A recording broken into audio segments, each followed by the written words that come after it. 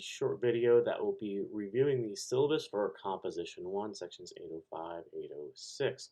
To get to the syllabus, there's a couple different ways. You can do the welcome folder or just the syllabus right here. I will have it available in PDF and docx. If you need another type of accessible format, please let me know. These three things that are here I'll be deleting, so you probably won't see them by the time you get to it.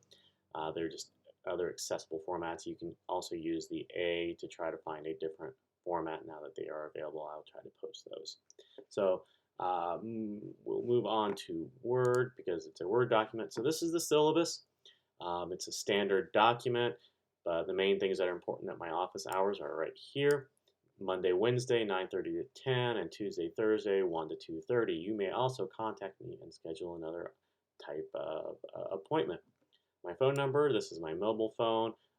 Please go ahead and feel free to text me or call me. When you do either, let me know who you are and what class you are in because I have around 90 students. So I need to kind of differentiate who's what and give you the right information. Our syllabus is fairly standard for all composition syllabus.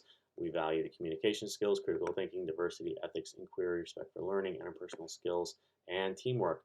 All of these core values are linked directly to our course goals of working on reading and writing a variety of different pieces, applying critical thinking and evaluation, using the library, resources, reading for summary, example analysis and application, using MLA, all these sorts of good things.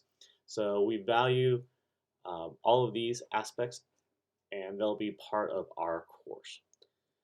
General policy statement. This is a reading and writing course. It's not a literature course. We're not reading things for the art. We're reading things to really dive deep into them, try to figure out what they're saying, maybe what alternative or hidden meanings might be, and what the greater impact is. So that's our goal. We're doing 4 types of writing: narrative, criticism, analysis, and research writing. And we're going to do those in a variety of forms.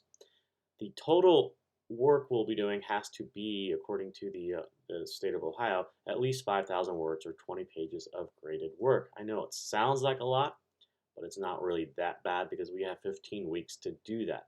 You'll be writing more, so it'll be good. When we come to our assignments, we'll be doing a discussion board as our main method of interacting. After that, we have summaries. I'll have, I think, maybe 10 summaries of our reading assignments. These are short.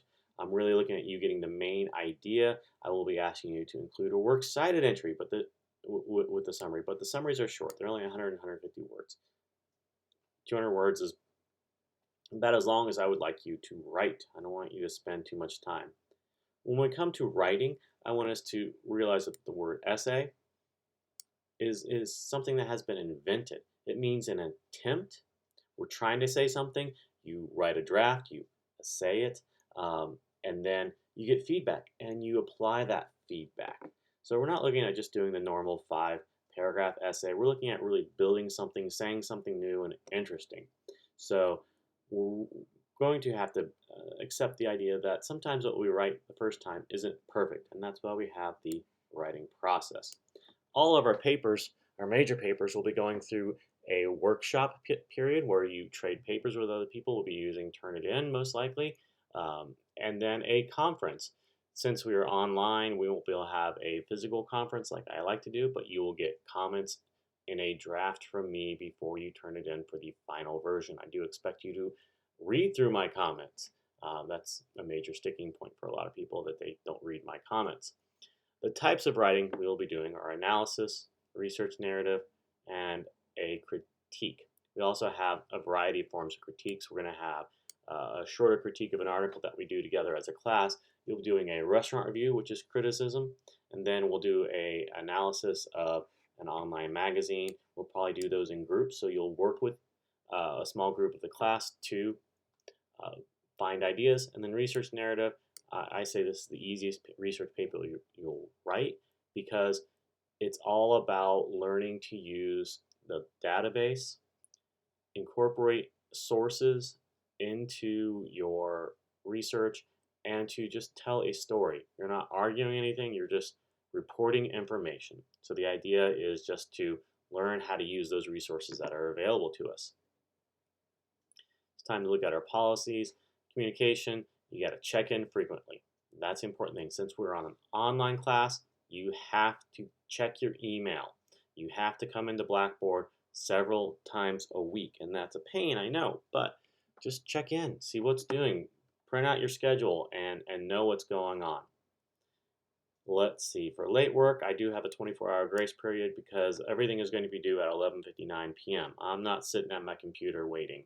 I'm in bed.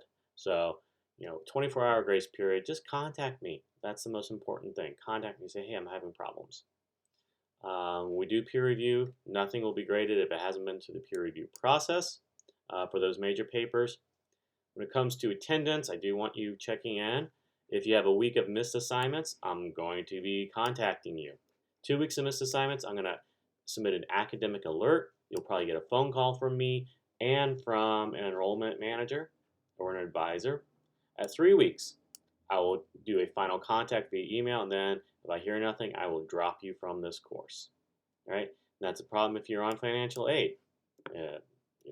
So you have to pay back that money. Contact me. I'm pretty available. I try to get back to you within 12 hours, but I do like to check out at some time. 9 o'clock, you probably won't get an email response until the next day. Usually, I'm good at responding even if it's 10. Don't call me, don't text me after 10 p.m. That's just rude, right? No one, I know you're up, you're trying to work, but it can wait, right? It can wait.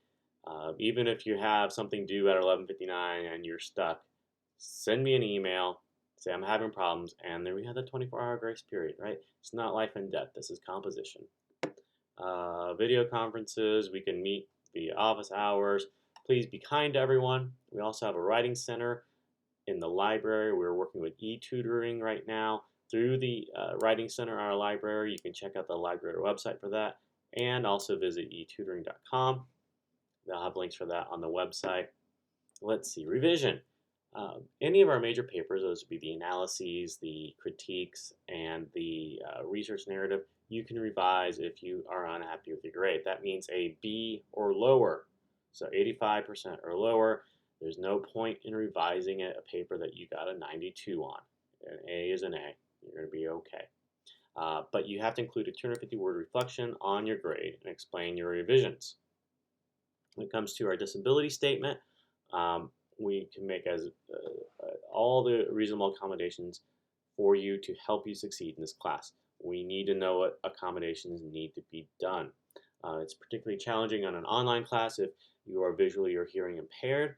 So let me know so I can help you out with that and provide you the additional resources. Otherwise, I will just continue on with mainly textual assignments, but I'll do these videos. Plagiarism is bad, don't do it, right? That's simple stuff. You've probably been read the Riot Act on that many times, but here's the definition of what plagiarism is. And the consequences it's a violation of our student handbook. We turn it in just to help you understand and learn these things. If I see a paper that's plagiarized or lacking appropriate citations, I'll give it a 0. If I see intentional plagiarism, you're failing the course. So I hate to do it that way, but we gotta be careful. We also have our help desk you can contact for support. I also recommend you save your work in more than one place. So use the cloud drive. Use whatever it is that's available so you have it, because things are going to happen. I mean, this is 2020. I mean, we've been through a lot already, and it's just going to keep getting worse probably. So save your work in more than one place. I recommend the cloud. I recommend whatever sort of drives you have that are available. Let's see. Assignment breakdowns here. We're looking at a total of 1,500 points. That way I can weight things out.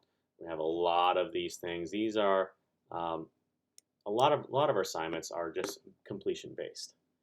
You do them, you get the points. Our major papers down here, these are graded.